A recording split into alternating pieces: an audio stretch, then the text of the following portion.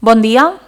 Jo, Agnès Lledó, com a alcaldessa de l'Ajuntament de Figueres, informo que, atesa la declaració de l'estat d'alarma en tot el territori per a la gestió de la situació de crisi sanitària ocasionada pel Covid-19, se suspenen i es posposen el cobrament dels impostos i taxes municipals previstes per al pròxim mes d'abril.